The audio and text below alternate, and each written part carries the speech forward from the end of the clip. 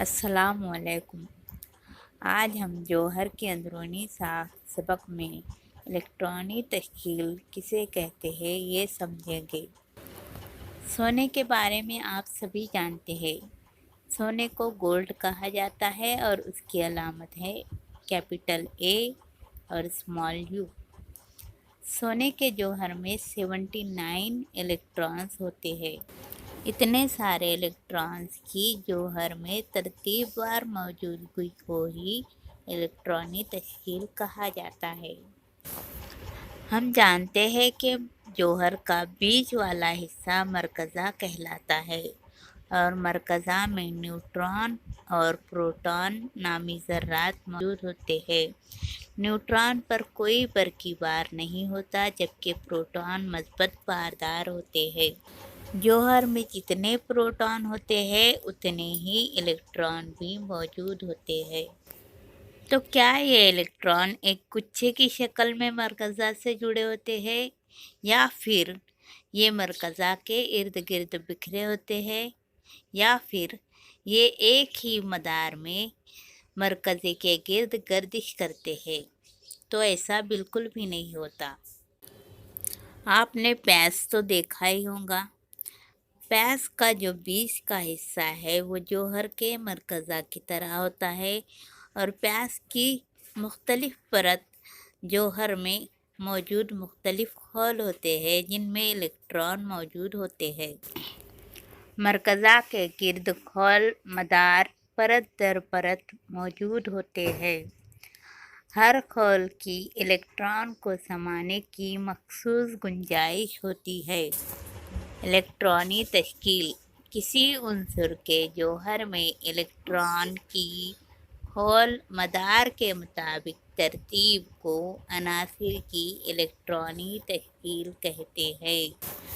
ہم جانتے ہیں کہ مرکزے کے بعد سب سے پہلے خول کو K کہا جاتا ہے، دوسرے خول کو L، تیسرے کو M اور چوتھے کو N کہا جاتا ہے۔ اب ہم یہ سمجھیں گے کہ ان خول یا مدار میں الیکٹران کس طرح سماتے ہیں۔ اس کے کچھ اصول ہیں۔ سب سے پہلا اصول ہے کہ الیکٹران ہمیشہ کم توانائی والے خول یا مدار سے بالترتیب زیادہ توانائی والے خول یا مدار کو پر کرتے ہیں۔ اس کا مطلب یہ ہے کہ الیکٹران ہمیشہ سب سے پہلے کم توانائی والے خول یا مدار میں جاتے ہیں۔ مرکزے کے نزدیک سب سے پہلے K خول کی توانائی سب سے کم ہوتی ہے، اس کے بعد توانائی بالترتیب بڑھتی جاتی ہے۔ اس کا مطلب یہ ہوا کہ الیکٹران سب سے پہلے K خول میں جائیں گے، پھر اس کے بعد L، اس کے بعد M اور بالترتیب آگے بڑھتے جائیں گے۔ دوسرا اصول ہے کہ ہر خول یا مدار الیکٹران سمانے کی مخصوص گنجائش رکھتا ہے اور یہ اس ضابطے سے ظاہر کی جاتی ہے کہ خول میں الیکٹران کی تعداد برابر 2n کی قوت 2۔ یہاں n جو ہے وہ ہے خول کا نمبر یا مدار کا نمبر۔ اگر ہم ضابطے کے مطابق دیکھیں تو مختلف خول میں ہمیں الیکٹران کی مختلف تعداد ملے گی۔ سب سے پہلے K خول کا نمبر 1 ہے اور ضابطہ ہے 2n کی قوت 2، یعنی کہ 2 ضرب پہلے خول کا نمبر 1 ہے، اسی لیے 1 کی قوت 2 تو برابر آئے گا 2، الیکٹران کی تعداد رہیں گی 2، یعنی کہ K خول میں صرف 2 الیکٹران موجود ہوتے ہیں۔ اسی طرح ضابطے کے مطابق اگر حل کیا جائے تو L خول میں 8 الیکٹران کی گنجائش موجود ہوتی ہے، جبکہ M خول میں 18 اور N خول میں 32 الیکٹران سما سکتے ہیں۔ اب ہم ان اصولوں کے مطابق سوڈیم جوہر میں الیکٹران کی تشکیل سمجھیں گے۔ سوڈیم جوہر میں 11 الیکٹران موجود ہوتے ہیں۔ اب اگر ہم اصول کے مطابق دیکھیں تو الیکٹران سب سے پہلے کم توانائی والے خول یعنی K خول میں جائیں گے اس کے بعد L اور اس کے بعد M خول میں سمائیں گے۔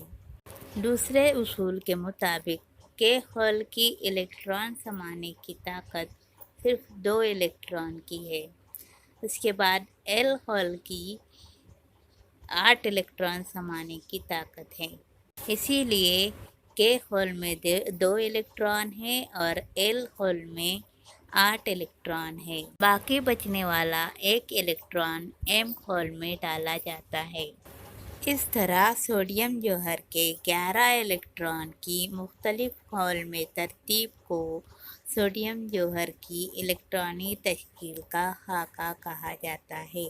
سوڈیم جوہر کو علامت کیپٹل N اور اسمال a یعنی کہ Na سے ظاہر کیا جاتا ہے۔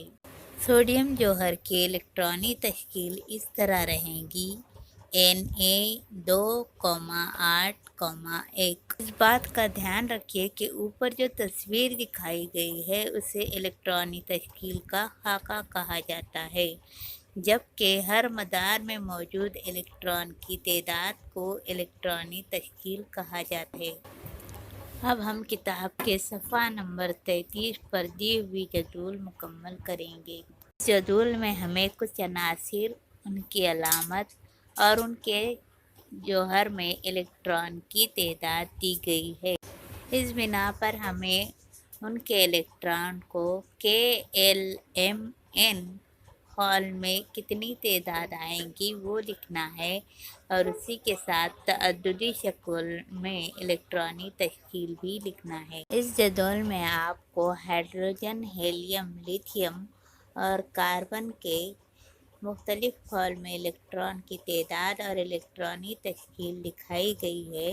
اس بنا پر نیچے دیے گئے عناصر کی الیکٹرانی تشکیل آپ خود سے حل کرنے کی کوشش کریں۔